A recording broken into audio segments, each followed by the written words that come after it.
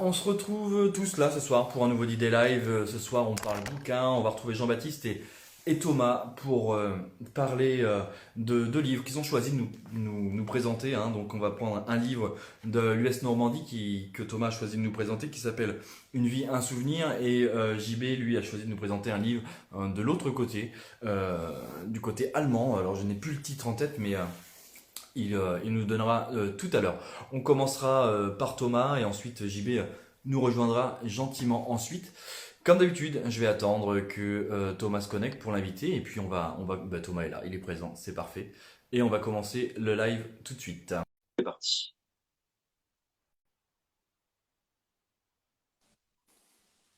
Salut Thomas, Salut, tu vas bien? ça va et toi, ouais?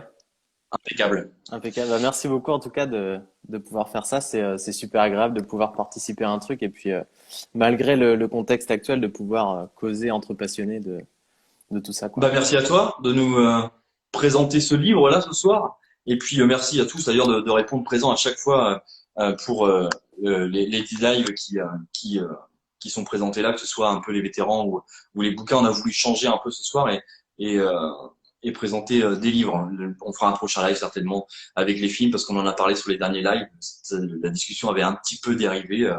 On va commencer. Tu vas commencer par te présenter, Thomas. Je pense que c'est Ouais, l'idéal. alors du coup je m'appelle Thomas, j'ai 24 ans, ça fait une petite dizaine d'années du coup que je m'intéresse à la collection, à la reconstitution et puis à ce qu'on appelle plus communément au devoir de mémoire en général. Je suis vraiment, on va dire, plus spécialisé sur ce qui va être la bataille de Normandie, les conflits, les conflits qui vont suivre, postérieurs ou antérieurs au D-Day, quoi. Mais vraiment, voilà, sur la bataille de Normandie. Et du coup, bah, suite à cette passion, j'ai par la suite décidé d'en faire mon métier parce que du coup, bah, maintenant, je suis guide sur les plages du débarquement. Donc voilà, Ouais, tu peux donner le nom de ta donc, boîte? c'est Normandie Discovery Tour. Donc, j'ai été auparavant guide pour le musée de Utah Beach. Et puis, par la suite, du coup, bah, j'ai créé ma propre boîte avec Flavie, du coup, ma compagne. Et voilà, on a créé notre boîte, donc Normandie Discovery Tour. On a aussi Instagram, Facebook. Donc, tous ceux qui suivent peuvent aller jeter un œil. Et du coup, eh bien, pour voilà, suite à cette passion, tout ça, bah, comme beaucoup, hein, comme beaucoup, comme tous même, eh bien, on lit pas mal de bouquins et il y a certains qui nous marquent plus que d'autres par leur écriture, par vraiment un peu tout. Et donc, eh ben, c'est notamment celui de Lucien Allais, là, dont je vais parler ce soir, un livre qui m'a marqué quand même pas mal, quoi. Ok. C'est un livre qui a été, je l'ai là, hein, je l'ai avec moi. Ouais, ok. Voilà, c'est celui-là si je me trompe C'est pas. ça, tout à fait, on a le même. Voilà, c'est ça. Qui a été publié enfin, édité par l'association US Normandie. Ouais, c'est ça, ouais, tout à fait. Ouais. US Normandie, et Alors, c'est un livre de Lucien Allais, du coup.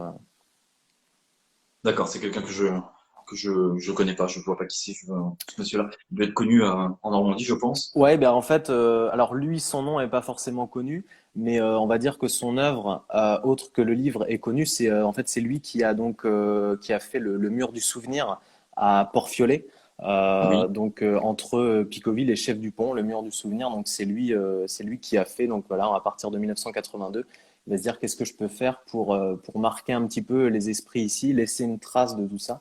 Et donc en 82, il va commencer sur un pan de mur de sa maison à graver des noms de vétérans de la 82 principalement, qui ont combattu en fait sur ce secteur plus communément appelé la colline 30 en fait, hein. Oui, c'est Voilà. ça.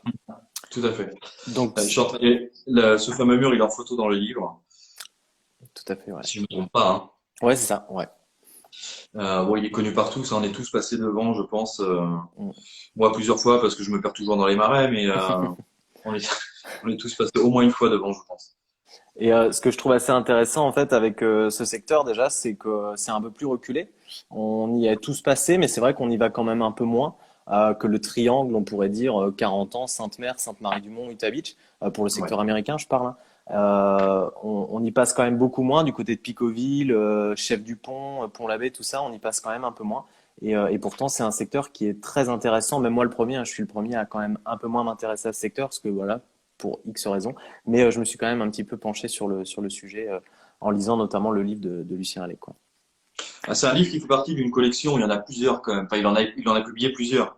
Tout à fait, ouais. Bah, en fait, Lucien Allais l'a écrit en collaboration avec Joël Barré, qui a écrit du coup plusieurs bouquins, toujours sur le même secteur, hein, sur le secteur de Picauville, Personne ne vit éternellement, par exemple, ou Ouais. cinq jours sur la ligne de front, et voilà, Le même pour 1000 centre-ville, ça, dollars, je du coup. crois. Comment? 5 jours sur le front, c'est plus sur la commune d'Anfreville, si je me trompe pas. C'est ça, ouais, ouais, ouais. Toujours secteur 82, mais c'est des ouvrages du coup qui sont très intéressants, mais qui sont là, je trouve, assez historiques, si on pourrait dire. Je voulais faire un petit comparatif justement entre le bouquin que je vais présenter et d'autres bouquins qui sont vraiment, on va dire, scientifiques, historiques. Là, le livre de Lucien Lay, c'est vraiment, je trouve, quelque chose de plus humain. C'est vraiment des souvenirs et une histoire en fait qui va démarrer en 1940 et qui continue encore aujourd'hui, même si lui dit qu'elle s'est arrêtée en 1960, au 70e anniversaire. Mais voilà, c'est, on va dire, jusqu'à aujourd'hui, quoi. C'est 74 ans, on va dire, de souvenirs, quoi, pour lui, qui raconte à travers ce bouquin. Ouais, alors c'est un recueil de témoignages, si je me trompe pas. C'est ça, alors il y a un recueil de témoignages, il y a déjà dans un premier temps donc le sien, le bouquin est divisé en plusieurs parties. Pour tout le bouquin, toute l'histoire du bouquin se passe sur l'histoire de la colline 30 et sur l'histoire du hameau Port-Fiolet, hein, qui est entre Gutteville et Picauville, on va dire, dans le secteur du château de l'Île-Marie, tout ça autour de Chef-Dupont, autour de sur les combats, là où se sont déroulés les combats de la colline 30. Donc lui, il parle vraiment que de ça, avec un petit rappel sur les objectifs du 508e régiment de la 82. Mais c'est vraiment, on va dire, assez succinct en termes de... Si on recherche vraiment l'histoire du 508, on va pas y trouver ce qu'on veut. Par contre, on va retrouver différentes histoires de vétérans, des petites histoires, des histoires avec des civils, des histoires après-guerre. Voilà. Le bouquin est divisé en fait en plusieurs parties. Donc il y a une première partie du bouquin qui va lui parler de toute la période d'occupation sur le hameau Port-Fiolet, donc de 40 à 44, quoi. La deuxième partie du bouquin, elle va vraiment raconter jour par jour comment les combats se sont déroulés entre le 6 et le 10 à peu près, hein, entre le 6 et le 10, entre le 10 et le 11, voilà, avec là pour le coup, comme tu disais, donc des témoignages de civils recoupés avec aussi des témoignages de vétérans de temps en temps, voilà, des choses qui se recoupent parce que forcément c'est un tout petit hameau, donc les vétérans qui sont passés là, comme je vais pouvoir en parler juste après, on rencontrait des civils qui vont pouvoir revoir après-guerre parce que c'est un tout petit lieu en fait, hein, c'est pas très étendu. Donc voilà, du 6 au 10, le déroulement des combats, comment tout ça va se passer dans ce secteur-là. Et la troisième partie, moi, celle que j'ai vraiment préférée, c'est donc l'après-guerre et ce que Lucien Allais, du coup, va faire pour les vétérans, son devoir de mémoire à lui, en fait. Et c'est vraiment cette partie-là que je trouve la plus intéressante parce que c'est vraiment une histoire de cœur, quoi, avec les vétérans, une histoire de rencontre, une histoire de voilà tout ce qu'on aime aujourd'hui, tout ce qu'on continue de faire, mais là pour le coup avec beaucoup de vétérans parce que lui a commencé à faire ça en 1969, je crois, c'est ça, 1969, où il va rencontrer en fait revoir les premiers vétérans qui ont combattu sur la colline 30, quoi. Ouais, il a connu les bonnes années là où les vétérans étaient en forme et ils revenaient en nombre. C'est ça, Euh, ouais, c'est ça. donc il a forcément plus de choses à raconter, plus de témoignages qui ont été recueillis, quoi. Ouais, complètement, ouais. Et en fait, tout ça va démarrer donc en 1969 parce que à ce moment-là, le musée de Utah Beach est créé et pour le 25e anniversaire en fait du débarquement, c'est Michel de Valavieille du coup qui crée le musée de Utah Beach, qui va faire un appel à la population de la Manche pour proposer aux vétérans américains qui commencent à revenir, donc à partir du 25e anniversaire, il y a déjà donc pas mal de vétérans qui reviennent. Et Michel de Valavieille, pour organiser un peu tout ça, va dire est-ce qu'il y a de la population ici, des habitants, qui voudraient prendre en charge des vétérans et les emmener, les accompagner sur des lieux de combat, là où est-ce qu'ils ont combattu, avoir voilà, un premier échange avec des vétérans, enfin un deuxième échange pour le coup. Et donc c'est comme ça que Lucien en fait va démarrer en rencontrant donc une première famille de vétérans. Et il est très déçu en fait, c'est ce qu'il explique dans le livre il est très déçu à ce moment-là parce qu'il ne s'y connaît pas assez et il peut pas retrouver en fait. Donc là, en l'occurrence, il est avec une famille qui recherche un hôpital et il n'arrive pas à le retrouver. Donc ils vont passer effectivement par la Colombière, hein, c'est ce qu'il dit. Mais ils vont pas pouvoir. Ça va pas être l'hôpital en question et il va être très déçu en fait de pas pouvoir combler eh bien la demande de ce vétéran. Et donc il va commencer à se renseigner, à faire beaucoup de recherches pour pouvoir derrière accueillir d'autres vétérans, continuer comme ça. Et il en a rencontré beaucoup. Et Ouais, bah, il a permis à des vétérans de vraiment en retrouver pas mal d'endroits. J'ai pris quelques anecdotes là à raconter. Je vais pas raconter tout le bouquin parce que le but c'est vraiment que d'autres personnes le lisent. Et puis de toute façon c'est impossible à raconter. Ça se lit vraiment ou non, même. c'est des choses qui se disent. Ouais, le but, c'est pas de raconter l'histoire, c'est vraiment Voilà, de ouais. le thème du livre, savoir pourquoi tu l'as choisi et puis ce que t'en retiens, c'est vraiment le but. Ouais, non, faut pas raconter, faut pas spoiler quoi. C'est vrai Et, et c'est vrai que du coup, bah, moi, c'est un bouquin qui m'a vraiment marqué. Je trouve parce que on lit beaucoup de. C'est vraiment un bouquin qui est différent du style de livre qu'on pourrait lire, par exemple, pour faire une tenue de reconstitution. Parce qu'à l'intérieur, donc, il y a très peu de photos. La plupart des photos qui sont à l'intérieur datent d'après-guerre finalement, ou alors des photos de vétérans avant le débarquement. Mais c'est vraiment moi ce qui m'a marqué. Cet homme-là, il a passé donc tout son temps libre, comme beaucoup finalement, hein, comme beaucoup de nous aujourd'hui.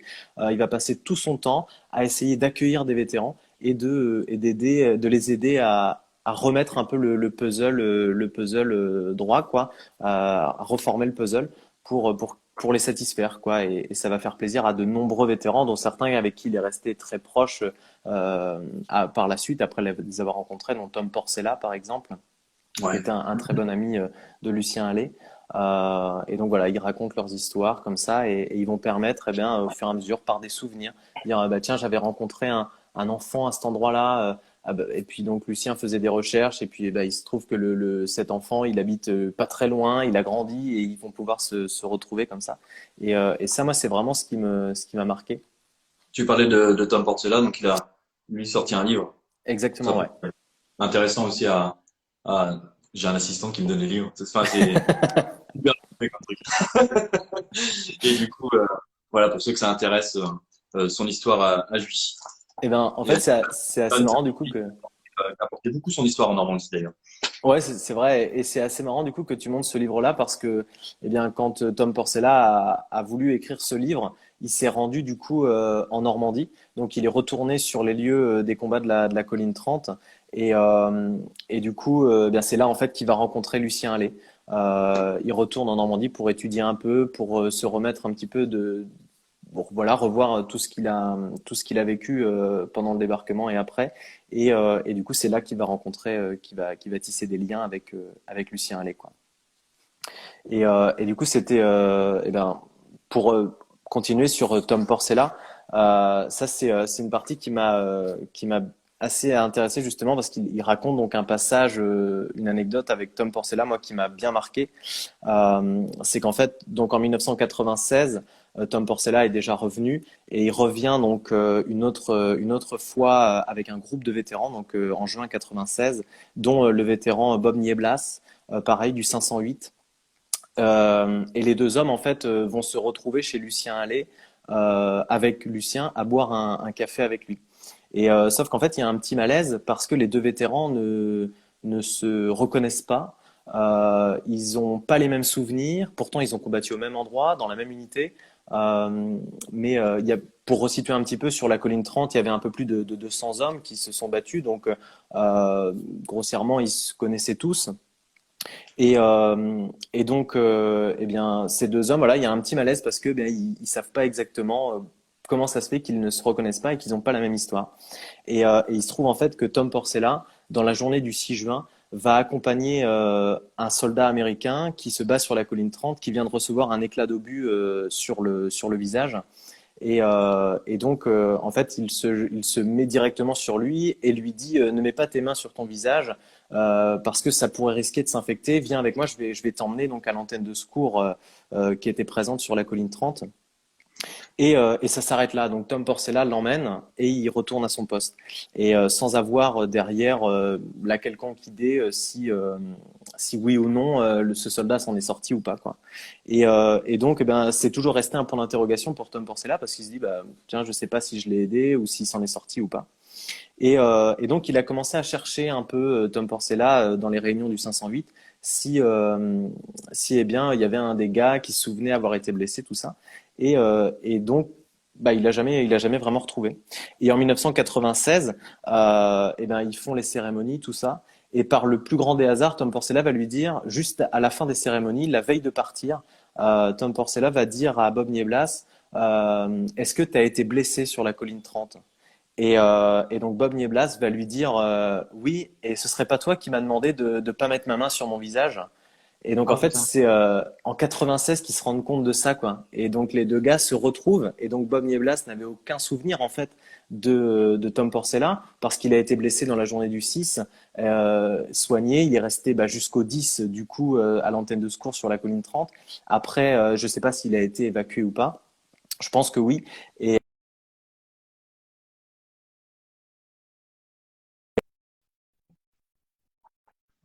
anecdote qui m'a pour le coup bien marqué, quoi. Parce Oui, que c'est plutôt sympa comme truc, ça, dis donc. c'est ça, ouais. Et donc Lucien Allais raconte ça de manière vraiment très émouvante dans le livre parce il assiste en fait à la scène. Ils sont à la fin de la cérémonie et il entend hurler d'un coup comme ça. Et en fait, c'est Tom Porcella qui retrouve le gars eh ben, qu'il avait aidé dans la matinée du 6 juin, quoi. Donc Ah ouais, ça c'était c'est. une Bah moi, anecdote assez. c'est ce genre de belle histoire que j'aime bien. Je suis un passionné de Seconde Guerre, hein, mais je suis comment, je suis avant tout, ce que j'aime bien dans l'histoire de la Seconde Guerre, c'est les histoires humaines comme ça. C'est un truc qui me passionne et que j'aime bien. Donc ça, c'est vraiment le genre d'histoire que j'aime bien. Et du coup, le poste médic où il a été emmené, c'était derrière la Fière, du coup, au 307, c'est ça? Alors non, pas encore en fait parce que à ce moment-là, il y avait qu'une antenne de secours sur la colline 30 parce qu'il y avait aucune jonction qui a été faite. La première jonction avec donc les hommes du lieutenant-colonel Shanley qui va commander du coup qui était le commandant du deuxième bataillon du 508 va donc la première jonction va être faite avec le 325 et le 507 qui descendent d'Amfreville la fin de journée le 9 juin. Et en fait, entre le 6 et le 9, eh bien, le groupe du lieutenant-colonel Shanley va rester isolé complètement. Alors, ils vont avoir des contacts avec le PC qui va être chef du pont. Il va y avoir des tentatives d'hommes. Il y a justement le soldat Murray, à un moment, il parle d'une histoire, donc des tentatives d'hommes qui tentent d'apporter du plasma parce qu'en fait, eh ben, ils sont en manque énorme de matériel médical. Et donc, il va y avoir comme ça des petits groupes de gars qui vont essayer de partir, porter un peu de matériel médical, du plasma, des choses comme ça. Et donc là, ce private Murray va mourir en fait en allant porter du plasma. Malheureusement, parce que à l'approche des lignes de défense des hommes de Shanley sur la colline 30, eh ben les para-américains en fait vont tirer sur ce petit groupe de para-américains qui essayent de leur apporter du plasma. Mais donc, en fait, ce groupe va se retrouver entre les tirs allemands et les tirs des hommes de Shanley. Et donc, eh ben, ils vont tout de suite faire demi-tour. Mais là, en l'occurrence, Murray va lui, pour le coup, mourir sur la colline 30, quoi. D'accord, ça c'était une petite parenthèse qu'il y a pas dans le bouquin d'ailleurs. Je ne pense pas. Elle est pas entière non, dans le bouquin. En fait, il en parle. Donc, il y a tout un passage, hein. Par contre, il faudrait que je retrouve. Il y a tout un passage sur. Voilà, c'est même un des derniers gars. Voilà, le voilà. Donc, William Murray, qui est ici, voilà. D'accord, ok. Et donc il va se marier juste avant de partir en Normandie. Et donc il aura une fille, hein. Il va avoir une fille en fait. Donc là on le voit avec sa fille en 1943. Et du coup il va mourir en Normandie à l'approche en fait de la colline 30, quoi. Et donc en fait la plupart de ces vétérans pour qui Lucien Allais a fait des recherches ou pour qui il a aidé directement. Alors là, pour le coup, il a aidé les enfants, la famille, mais sinon, ça peut être des vétérans directement qui sont venus le voir pour faire des recherches et retrouver les lieux des combats. Et ben, beaucoup de ces vétérans, en fait, eh ben, vont être marqués sur du coup le fameux mur du souvenir qu'il a Oui, fait, quoi. Voilà. on le voit là, il est en quatrième de cour. C'est ça, ouais. Je sais pas Ouais. je sais pas si c'est net. Ouais, à peu près la mise au point est en train de se Ouais, faire. c'est pas difficile, hein. plus il y a de signature par-dessus, mais oui, effectivement. Ouais. Et et il y a vraiment, donc c'est beaucoup d'histoires comme ça. Au total, il y a 12 vétérans, 12 histoires de vétérans dans le livre. Donc après-guerre, hein, donc forcément les vétérans racontent ce qu'ils ont vécu. Mais ça va être vraiment aussi la relation qu'il va y avoir après-guerre avec Lucien Hallé et avec les autres personnes aussi, parce que je cite Lucien Hallé, mais il y a d'autres personnes aussi sur Port-Fiolet qui vont l'aider justement dans ses recherches. Et il y a d'autres anecdotes, hein. Il n'y a pas que des hommes de la 82, parce qu'il y a aussi par exemple des pilotes et copilotes de C-47 qu'il va aider, notamment Stephen Oleksak, j'ai du mal à le prononcer. Oleksak, donc un pilote de C-47 qui va se crasher donc juste à côté du château de l'île Marie le 7 juin en transportant du matériel, justement en larguant du matériel. Et donc, eh ben, il va l'aider en fait après-guerre. Ce pilote a été fait prisonnier en fait au château de l'île Marie justement le 7. Et donc, eh bien, il va revenir après-guerre et Lucien Hallé en fait va l'aider à retrouver le lieu du crash. Et c'est assez marrant parce que c'est vraiment ce que je retiens moi de ce bouquin, c'est que en fait ce vétéran donc était pilote qui va venir comme ça de manière spontanée hein, sur le mur du souvenir, il va passer autour à côté et Lucien Hallé est souvent devant son mur. D'ailleurs, c'est un truc assez marrant. Si vous allez sur le Street View au niveau du mur du souvenir, on peut le voir. En fait, il est en train d'arroser les fleurs devant le mur du souvenir. D'accord. Et c'est assez marrant parce que même au moment où la caméra Google est passée, en fait, il était devant le mur en fait. Il Donc, est encore là. ouais, c'est ça. Et donc, ce qui explique que quand beaucoup de vétérans sont passés, il était en train de travailler sur le mur. Et là, en l'occurrence, donc ce pilote il va passer une journée avec Lucien Hallé. Ils vont essayer de retrouver, ils vont retrouver en fait donc à la fin vraiment le lieu du crash.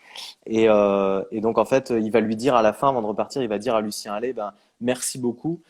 Et maintenant, je peux dormir tranquille en fait. Et c'est ça que je trouve qui est vraiment intéressant dans ce bouquin, c'est que donc là, c'est des exemples de vétérans, mais c'est son travail en fait qu'il a fait à Lucien Hallé de pouvoir vraiment accompagner comme ça des vétérans. Et je trouve que c'est vraiment un très très beau geste. Alors c'est une histoire exceptionnelle, je trouve, mais assez commune, hein, parce qu'on a tous des anecdotes comme ça. Alors moi, pour ma génération, forcément un peu moins parce qu'il y a moins de vétérans, mais c'est une histoire commune et en même temps tellement tellement incroyable, je trouve. Ouais, c'est marrant parce que je suis en train de penser que c'est des profils complètement différents. De personnes qui ont une histoire complètement différente au final, mais qui ont tout un point commun, c'est ce monsieur-là. C'est ça, ouais. C'est Et, ça. et au final, l'histoire raconte, enfin le livre raconte aussi un peu son histoire à lui. Ouais, complètement, complètement. Et je trouve qu'il aurait même, après l'avoir lu, en fait, on pourrait même appeler ce bouquin les mémoires en fait de Lucien Hallé. Mais très humblement, en fait, il le nomme donc une vie de souvenirs parce que c'est pas que ses souvenirs. En fait, c'est un souvenir vraiment collectif de tous les gens qui habitaient sur le hameau de Port-Fiolet et Caponnet, qui est juste à côté aussi. Et, euh, et donc voilà, je trouve que c'est vraiment un livre différent pour faire des comparatifs, par exemple, avec des bouquins comme celui-ci. Ça, c'est un bouquin pareil que j'aime beaucoup de Joseph Balkowski. Sur Utavitch, il y a le même sur Omaha. C'est des bouquins beaucoup plus scientifiques, on pourrait dire, historiques, sur vraiment le déroulement des faits. Mais là, ce genre de bouquin, c'est vraiment un bouquin, je sais pas, vraiment de relation avec les vétérans et d'entretien Ouais, de la mémoire, quoi. fabrication locale, quoi. C'est C'est vraiment du ça, local. exactement. Enfin, quand je dis Exactement. fabrication locale, je parle pas du livre en lui-même, mais de la façon dont il est écrit, dont il est construit C'est et dans ça. l'histoire qu'il compte, quoi. Et c'est écrit de manière très simple, comme lui a ressenti les choses. Et je trouve que ça apporte beaucoup de cachet en fait à ce livre. Et ça fait partie moi des livres préférés. Et pour être tout à fait honnête, ça fait pas du tout longtemps que je l'ai lu ce livre. Je l'ai depuis longtemps et il est toujours resté dans ma bibliothèque comme ça. Et je me suis dit tiens là avec le confinement c'était le moment. Et du coup je l'ai attaqué en fait ce bouquin et je l'ai lu donc il y a une centaine de pages je crois. Il y a 120 pages, ouais. Et je l'ai lu en une après-midi, quoi. Donc, je Ouais, l'ai t'as pas avalé dévoré, vraiment. quoi. Ah ouais, complètement, ouais. Après, j'ai relu plein de passages, tout ça, mais ouais, parce que vraiment, on attaque ce livre et on n'en sort pas, quoi. Donc, du coup, t'as les autres? T'as les autres tomes qu'il y a? Pas là, non. Non, je les ai pas avec moi parce que je suis pas chez moi en ce moment. Ouais, non, mais ça t'a donné envie de découvrir les autres, du coup? Ouais, franchement, ouais, les autres bouquins. Alors forcément, ça va être un peu différent. On va être plus être sur des bouquins historiques. Alors forcément, Joël Barré va toujours avoir des anecdotes de civils, des choses comme ça. Pour moi des très très bons bouquins. Et ouais, voilà, celui-là est vraiment très bien aussi. Et ouais, c'est vraiment des bouquins que je conseille de lire, quoi. Qui sont, pour le coup, beaucoup plus proches des relations humaines, tout ça, que des bouquins qui vont être, pour le coup, remplis de photos, qui vont servir à la reconstitution, qui vont servir à comprendre, voilà, les équipements des hommes, tout ça. Mais là, pour le coup, voilà, c'est pas du tout ce type de bouquin, quoi. Et ce livre-là, enfin, si quelqu'un veut le lire, on le trouve où? Je pense qu'on le trouve dans tous les musées ou? Ouais, alors dans les musées en Normandie, ça c'est sûr. Sinon, je sais que dans la plupart des maisons de presse, que ce soit à Sainte-Mère, 40 ans, on le trouve assez facilement. Et sinon, ce que je peux même inciter les gens à faire, c'est d'aller directement au mur du souvenir. Alors moi, la dernière fois que j'ai vu Lucien Allais, c'était l'année dernière. Donc il a 80, un peu plus de 85 ans. Et donc il est un peu fatigué, mais si vous allez le voir, je pense qu'il vous accueillera toujours avec le sourire, parce que c'est vraiment un homme très très gentil qui prend la patience de vous expliquer, malgré qu'il ait raconté enfin, les histoires, qu'il les ait racontées des centaines de fois. Et, euh, et il prendra toujours un plaisir à vous expliquer l'histoire de son mur et tout ça. Donc vous pouvez directement aller même l'acheter chez lui, je pense. Je pense qu'il en Ah a oui, encore. tu penses qu'il a un stock? Ouais, il a un stock. Ouais, la dernière fois que j'ai été chez lui, il en avait encore en fait. Et du coup, je voulais lui faire dédicacer mon bouquin. Et il m'a dit, bah, je peux vous en vendre un autre. Je lui ai dit, bah, j'en ai déjà un. Donc, faudrait que je Des affaires, retourne. ça. C'est ça. Faudrait que je retourne le faire dédicacer quand même mon livre. Mais je pense que ouais, il aura toujours plaisir à accueillir du monde tant qu'il peut, quoi. Et de toute façon, le mur est juste à côté de chez lui, donc il prendra un plaisir, je pense, à accueillir du monde et à expliquer l'histoire de son livre, des vétérans, de l'histoire de Port-Fiolet et l'histoire de la colline 30 aussi, quoi, et tout ce qui a suivi. Ok, c'est super. C'est court, c'est trop court Thomas en fait. J'ai choisi de présenter le livre ce soir et j'aurais pas dû. Je suis en train de le réaliser. Je me dis que 30 minutes par livre, c'est trop court en fait. Et on aurait dû faire un live, un livre en fait. Ouais. Ça, un nuit, une livre. En tout cas, c'était assez sympa et de pouvoir parler comme ça de bouquins qui sont, je pense, quand même connus, hein. Il y en a beaucoup qui connaissent ce livre, même si forcément il fait pas partie des plus connus, mais parce qu'on le trouve moins, tout ça. Mais franchement, moi, c'est vraiment un bouquin que je vais recommander à tout prix parce que il y a certes le côté historique qui va plaire aux spécialistes, aux collectionneurs, aux gens qui sont vraiment passionnés d'histoire, et même des gens qui sont pas passionnés d'histoire qui vont pouvoir eh ben, lire ce bouquin très facilement parce que eh ben, on n'est pas embêté forcément avec toutes les histoires de régiments, de bataillons, tout ça. Il y en a un peu forcément pour remettre le contexte historique, mais c'est vraiment des histoires humaines qui sont à l'intérieur et ouais, ça c'est vraiment ce que j'ai apprécié dans ce bouquin, quoi. Ouais, Enfin, moi je découvre. Hein. Je connais l'US Normandie depuis des années parce que ils font des très beaux monuments Ouais, et puis je connais certaines personnes qui y sont, mais je savais pas qu'ils éditaient des livres, tu vois. ouais, Donc là, moi j'ai découvert un truc. Hein. Je pensais pas qu'ils faisaient ça. Et c'est bien, c'est un bon truc parce que c'est souvent enfin, c'est mon avis à moi, mais souvent les petits livres comme ça qui t'en apprennent, je dirais pas le plus, mais qui t'en apprennent beaucoup. C'est ouais, beaucoup plus complètement, local. Enfin, complètement.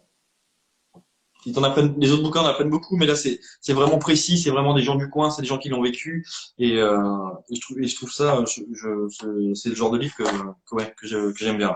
Mm. Ouais, qui sont beaucoup plus, comme on disait, hein, basés sur les Ouais. relations, que ce soit pendant ou même après, et moins, voilà, moins tout ce qui va être.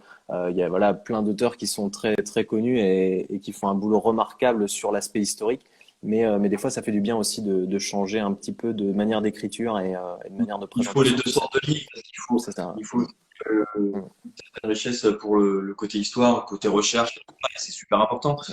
Mais ils ont tous les deux leur place, je pense, dans les bibliothèques, Ah ouais, parce que complètement, complètement. c'est même pas comparable en fait, parce que c'est deux façons d'écrire et puis deux sortes de livres différents. Ouais. Donc non, non, Qui sont moi, très complémentaires pour le coup, très complémentaires. Si on ajoute à ça donc des bouquins qui vont être beaucoup plus historiques, à un bouquin comme ça. Et puis derrière, on peut apprendre, comme tu l'as présenté, le livre de Tom Porcella qui va lui détailler vraiment comment lui a ressenti les choses. Là, on a Mm. vraiment un puzzle assez complet pour comprendre le déroulement de l'histoire sur certains secteurs, quoi. Donc, Enfin, tu vas me dire si je me trompe, mais ça, c'est le complément des autres livres, en fait. C'est le point de précision, parce que c'est un peu plus approfondi que certains livres. ouais, Donc, ce sera en complément de certains livres qui survolent cette bataille, quoi. complètement, ouais, c'est ça, ouais. Qui vont vraiment parler, alors, en détail, plus ou moins, parce que on n'a pas l'histoire de la bataille de la colline 30 hein, dedans. On va avoir vraiment des histoires de vétérans, mais c'est pas vraiment pour une personne qui va vraiment chercher l'histoire détaillée de la bataille de la colline 30. On va avoir quelques éléments forcément, mais ça va pas être détaillé heure par heure sur la colline 30 quoi. Non, On mais va ça te avoir permet ça te permet d'avoir de ressenti de ceux qui ont participé à la bataille, de poser un peu l'ambiance, d'imaginer, enfin, on discutait tout à l'heure avec un copain, un pote, imaginer c'est difficile, hein. C'est difficile d'imaginer vraiment l'ambiance et comment ça pouvait se passer et tout ça. On essaye de se construire quelque chose, mais on peut pas tout ressentir, on peut pas tout imaginer parce que c'est des émotions qu'on n'a pas connues. Enfin, moi, j'ai jamais eu peur pendant presque 15 jours. Euh, enfin voilà, ça nous arrive d'avoir peur, mais c'est très très court. Donc là, il y a une gestion de stress, il y a l'ambiance qui va tout autour, les réactions des gens et tout ça. Donc et, je sais plus où et, je voulais en venir du coup. Et, et et du coup, donc oui, non, c'est vraiment le complément et ce qui donne vraiment le ressenti, le vécu de chacun. Je pense que c'est ça. Ouais. Et, c'est et ce genre quel- de. et ce que j'aime beaucoup moi dans ce type de bouquins qui vont vraiment prendre le point de vue des civils, parce que Lucien Allais du coup avait 10 ans au moment du débarquement. Et ce que j'adore, je pourrais lire que ce passage-là dans plein de bouquins, c'est la manière dont vont raconter chacune des personnes le matin du 6 juin, la nuit du 6 et le matin. Parce que comme il l'explique, en fait, c'est un mélange de joie, mais aussi de peur parce que, eh bien, ils vont pas savoir à quoi s'attendre. Et pour ces gens qui habitent, alors, pour les gens qui connaissent forcément Port-Fiolet, ils y ont déjà été, mais la plupart des gens qui suivent là et qui vont jamais avoir été en Normandie ou quoi, Port-Fiolet, on y va parce que, voilà, on va aller voir le mur du souvenir, mais sinon on n'y passe pas, sinon. Et, Ou parce que comment, c'est perdu dans les marais. c'est ça, c'est ça.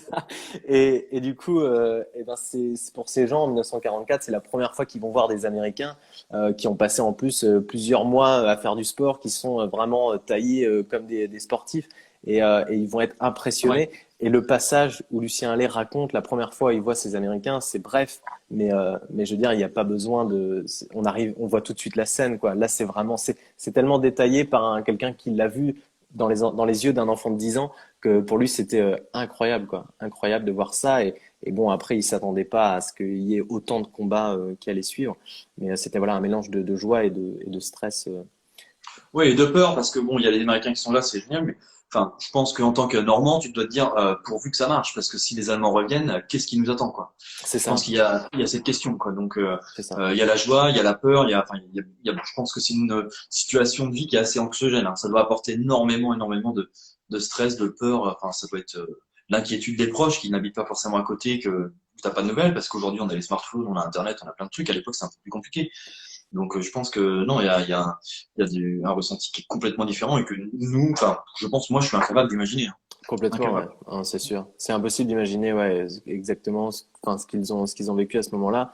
Enfin, je prends l'exemple là dans ce bouquin à Port-Fiolet, vraiment les combats ont été quand même rudes un bout de temps, et puis les hommes sont restés bloqués sur cette colline qui n'en est finalement même pas une. Hein. Si on imagine une grosse colline, ça n'a rien à voir. Donc c'est plutôt Oui. une petite dune, hein, de petite montée de champs, on va dire, hein, qui surplombe les marais. Mais ouais, et le ressenti de ces gens à ce moment-là va être vraiment, comme tu dis, joie, peur, mais peur vraiment incroyable. Hein. D'ailleurs, ces parties-là sont très bien détaillées dans le livre parce qu'il y a beaucoup justement de témoignages de gens qui avaient vécu ça et qui ont pris plaisir à raconter dans les années 60, 70. Donc c'est vraiment bien détaillé et ils racontent sans se cacher hein, qu'ils ont passé des moments horribles, voire très très difficiles.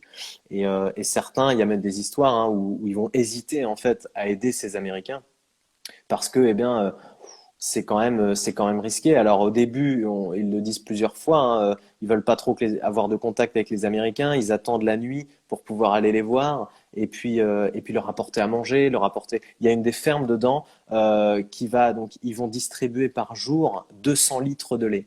200 litres de lait juste pour les civils réfugiés qu'il y a. Donc il y a une famille ou deux dans la ferme et les soldats américains qui viennent chercher du lait pour boire un coup. Il y a même une personne qui va se mettre à faire des crêpes pour donner aux Américains. Enfin bon, il y a vraiment plein de petites histoires comme ça Autre utile, ça.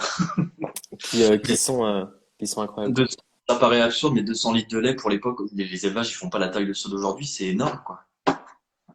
Ouais, c'est ça, ouais. 200 litres, c'est ça, c'est vraiment, vraiment énorme. Et en fait, c'est ce qu'ils racontent. Les gens, en fait, ont pris tout ce qu'ils avaient et, euh, et en fait, au fur et à mesure, par exemple, que les bâtiments étaient détruits sur Port-Fiolet et que les combats arrivaient, eh ben, on changeait de maison, on allait chez le voisin, la grange était détruite, on allait ailleurs, tout ça. Et en fait, chacun, ben, a aidé l'autre et c'est ce qui a, je pense, vraiment marqué ces gens et le lien qu'il y avait entre les civils de cette époque.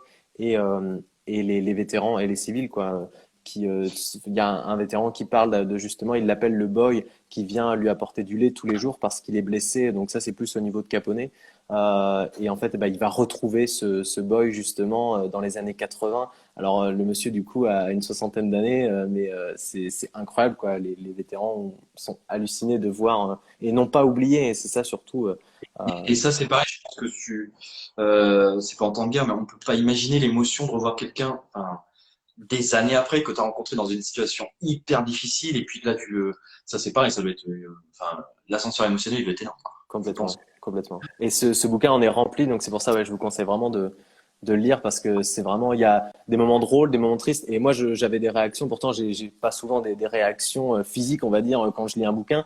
Mais là, il y a vraiment des réactions où je pouvais pas m'empêcher de prendre mon téléphone et de raconter quelque chose à quelqu'un en disant, de partager ce que je disais à l'intérieur de ce bouquin parce que c'était vraiment, c'est vraiment bien raconté et c'est assez émouvant. Ouais. Il y a plein d'histoires très Ouais, donc émouvantes dedans, quoi. ils sont bien écrits, ils sont prenants.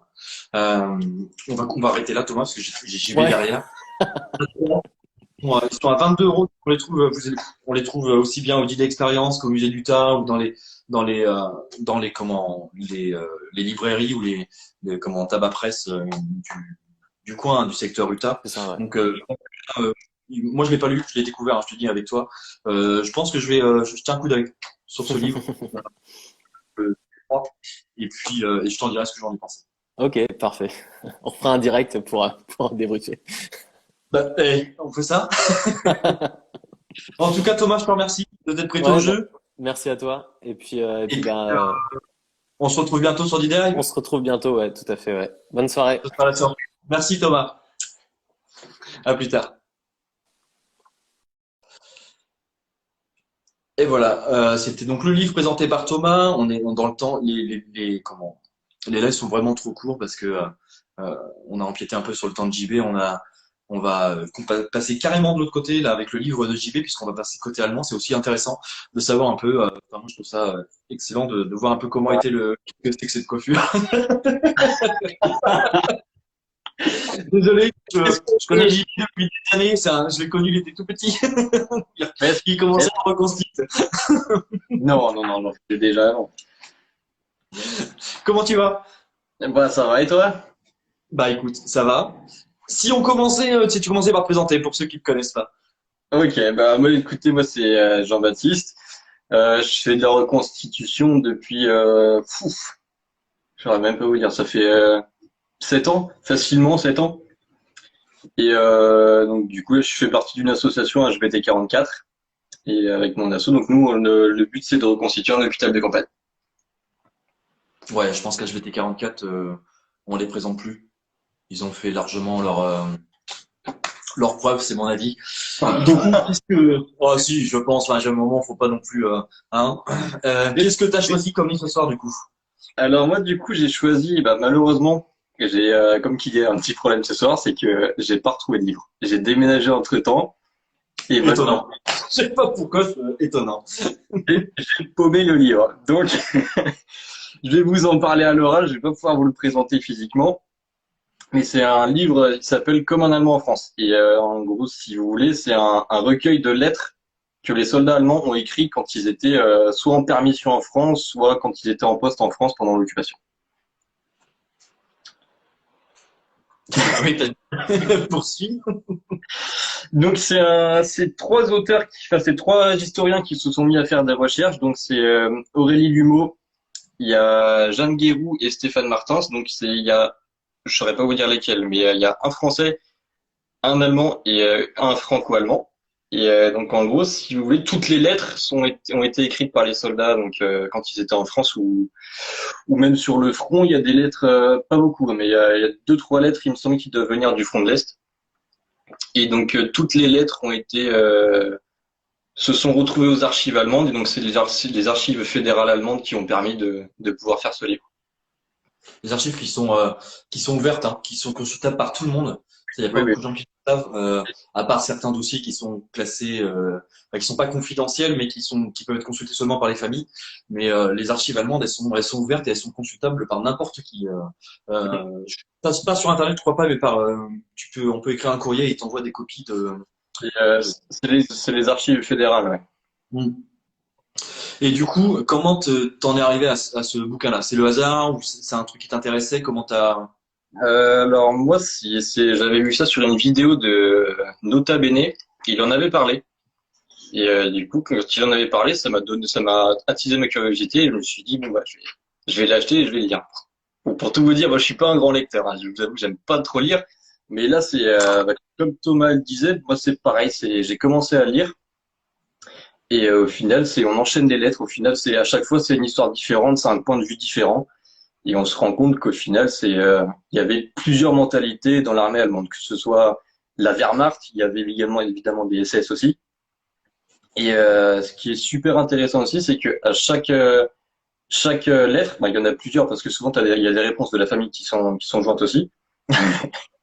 Et ce qui est intéressant, c'est que la plupart du temps, ils ont pu retracer l'historique du soldat. Donc on sait à quel moment il est né, on sait où est-ce qu'il a été, et on sait malheureusement, la plupart ont été déplacés sur le front de l'Est, et on a la date de leur décès. D'accord. Ouais. Et après, donc, ils ont réussi à voir en fonction de la division et de l'endroit où ils étaient, ils ont réussi plus ou moins à savoir de quelle orientation politique ils étaient. Et donc après, évidemment, si vous achetez le livre, vous le verrez, ça se ressent énormément dans les lettres, dans les écrits des soldats. D'accord. Et le livre, il est construit comment? Enfin, c'est une question, mais on est c'est des lettres qui sont mises comme ça un peu au hasard. Alors, Il y a de tout. Ou alors ça se fait un ordre chronologique. On commence en 40, on finit vraiment. On suit vraiment le cours de l'histoire.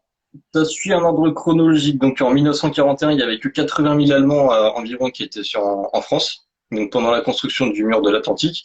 Et dès 1942, il y en avait 600 000. Donc après, c'était un petit peu un turnover, parce qu'il y avait ceux qui se battaient sur le front de l'Est. Dès que la division était un petit peu épuisée ou que les soldats n'en pouvaient plus, ils étaient rapatriés soit en Allemagne, soit en France pour décompresser un petit peu. Pourquoi tu rigoles? Genre, putain, quoi. Hein? Ta coiffure, Ouais, ouais. Les coiffeurs, ils vont bientôt ouvrir là, mais il est temps, il est temps. Vas-y, excuse-moi, reprends. Je sais plus où j'en étais du coup avec ces conneries. Tu parlais de l'ordre chronologique des lettres, comment était construit le livre, en fait. Donc ça suit l'ordre chronologique des choses en fait, ça comme.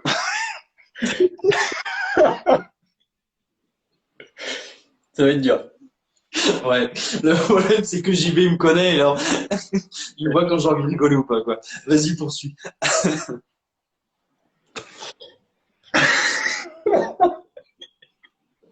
Je suis désolé. Je suis vraiment désolé. Donc, vas-y, du coup. Attends, parce qu'il y a Joël Cassé qui dit en impro JB, t'as une sale gueule. Ça fait toujours plaisir. Le prends bien venant de toi, ça va. Donc, du coup, ouais, t'as un ordre chronologique qui est fait dans le livre et tu suis l'arrivée des Allemands. Tu dis que Voilà. après la construction du mur d'Atlantique, ils étaient 800 000, c'est ça? 600 000. 600 000 Allemands en 1942. Ouais. Et donc voilà, donc après donc forcément il y a eu les réquisitions des maisons des Français pendant l'occupation et souvent dans les lettres il en ressort que la cohabitation se passe bien en général. Donc après il y a toujours les problèmes avec la résistance, ça les énerve un petit peu. Mais sinon, je me souviens que dans les lettres, les soldats qui écrivent à leur famille, ils racontent que ça se passe en général super bien, qu'ils n'hésitent pas à donner un coup de main, par exemple, dans les fermes ou les choses comme ça. Hmm.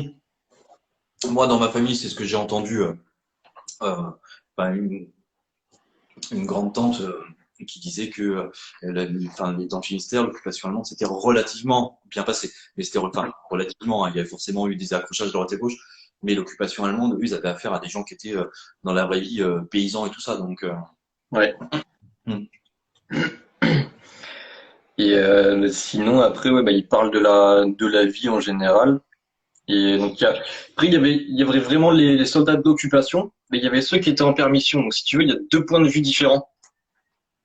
Et souvent, bah, dans les lettres des soldats qui étaient en permission, donc qui, par exemple, qui ont visité Paris, Je crois qu'on a retrouvé ton bouquin, j'y vais, il est chez Thomas Métayer. ah, je pouvais toujours chercher. Voilà. Merci JD Live. Ouais, bah, mais comment ça se fait qu'il est dans tes cartons, toi? Je comprends pas. C'est des choses qui m'échappent. Enfin bref. Donc c'est souvent les lettres, tu as des photos que les soldats eux-mêmes ont pris, qui ont été retrouvées avec les lettres ou qui étaient mises dans les enveloppes avec les lettres que la famille a. Je sais pas après, je sais pas comment les lettres ont atterri aux archives. Soit c'est la famille qui en a fait don, ou soit ça a été intercepté avec la censure aussi. Parce que Hmm. tu sens qu'ils sont quand même dans la retenue, ils peuvent pas parler de tout et n'importe quoi, ils peuvent pas dire exactement où ils sont ou des choses comme ça. T'avais la censure qui était très présente à l'époque. Je l'avais laissé au Nouvel An. Ah bah, voilà. Impeccable. Et Et les photos, elles sont dans le bouquin, enfin, elles accompagnent les lettres? oui, elles accompagnent les lettres, ouais. Et donc après, tu as les réponses de la famille aussi, ou alors tu as des documents de journaux d'époque aussi. Il y en a quelques-uns, Qui viennent étayer les lettres des. ça, qui viennent un petit peu illustrer les propos qu'il y a dans les lettres. D'accord, donc tu as une suite. En fait, tu n'as pas qu'une lettre comme ça, comme certains bouquins ont été faits. Tu n'as pas qu'une lettre. Il y a certaines fois où il y a les réponses qui vont avec, en fait. Voilà, c'est ça, il y a la réponse des familles, ouais. D'accord. Ok, donc c'est bien foutu, quoi. Mm. Et donc ce qui est super intéressant dans le livre, au final, bah, comme je te disais, c'est l'historique un petit peu du soldat. On sait où est-ce qu'il est allé, on sait s'il est mort ou s'il a survécu à la guerre. Et donc sinon, il y a donc son orientation politique. Donc dans les lettres, comme je te disais, ça se sent que soit la personne il fait la guerre parce qu'il n'a pas le choix, c'est comme ça. Et il y en a d'autres, ils veulent vraiment la faire, ils veulent vraiment la gagner, ils ont vraiment l'idéologie nationale-socialiste dans la tête, et ils en sont fiers en fait. Et ils utilisent des propos, par exemple en France, il y en a certains, c'était la première fois qu'ils voyaient des Noirs. Ouais. Il n'en avait pas avec le régime de l'époque, et ils utilisent des propos assez durs quand même. Moi, je vais pas citer les propos sur ce live parce que c'est pas ni l'endroit ni le lieu, mais c'est vraiment des propos assez costauds. Ouais. Et même quand il parle des Juifs aussi, il y a des lettres, elles sont assez costauds. Ouais. C'est assez cru, ouais. C'est très. Ouais. C'est cru, ouais. J'imagine j'imagine un peu. Et moi, enfin, par curiosité, parce qu'à un moment dans le bouquin, je pense qu'on attaque la période débarquement. Est-ce que Oui. c'est une partie qui est assez où ils ont fait un bon paragraphe, enfin pas des paragraphes parce que c'est des lettres, mais qui est bien, comment dire, représenté ou pas dans le livre? Ben, c'est pas vraiment représenté parce qu'il y avait la censure qui était toujours là. Mais sinon, quand tu avances dans le livre, tu te rends compte qu'au début, c'était donc des soldats qui étaient très fiers de leur victoire et de leur pays, de leur culture. Et au final, plus tu avances dans le livre, plus tu te rends compte que, putain, bah après, il y en a toujours certains qui sont à fond derrière fond dans le truc, tu vois, ils veulent la victoire finale, mais il y en a d'autres qui se rendent compte qu'au final, ça sert à rien et qu'ils en veulent plus et qu'ils n'ont vraiment pas le choix. Et au final, tu vois qu'avec l'arrivée des Américains, ils se disent c'est bon, ça sert plus à rien de la faire, on va la perdre, on a tout perdu, faut s'arrêter là et c'est ça qui est Les touchant. langues, au final, les langues se délient avec le. Exactement. Mhm. D'accord. Tu connais l'éditeur du bouquin? L'éditeur, c'est l'Iconoclaste. Iconoclaste. Et tu sais où on peut enfin, où on peut trouver ce bouquin ou pas? En Dans Normandie, les, il est trouvable en Normandie, il est trouvable à la Fnac ou. à la Fnac, sur Amazon, je crois aussi. Et Ouais. après, je l'ai trouvé en librairie, tout ça. Après, moi, enfin, je n'ai pas de conseils à vous donner, mais si vous avez acheté un bouquin, surtout en ce moment, les musées, c'est assez compliqué pour eux avec le confinement. Achetez Ouais. vos bouquins dans les musées, quoi. Là, à l'avenir, c'est vrai enfin, que ce soit à Utah Beach ou au Normandie Victory Museum ou autre, n'hésitez pas à acheter vos bouquins là-bas. Vous les payez peut-être un petit peu plus cher, mais voilà, ça fait vivre une entreprise locale, quoi. Mm. Mais Comme tu par le contre, disais. je l'ai jamais vu en vente dans un musée encore. Jamais? Bon, bah, du Non. coup, s'il y a dans les musées, vous n'avez pas le choix, c'est Amazon, Mais Thomas nous dit qu'il est en prix de vente à 25 euros. peut-être que dans les musées du côté de l'Est ou les choses comme ça, peut-être en Belgique ou peut-être en Allemagne aussi, vu que ça vient des Ouais, archives. ouais, je pense que c'est le genre de bouquin que tu peux trouver au Mémorial de Caen. Mémorial de Caen, ils ont enfin, une très grande boutique, où il y a pas mal de bouquins et je pense que c'est dans ce genre de musée que tu peux le trouver si tu ne trouves pas Audit Expérience ou autre, quoi.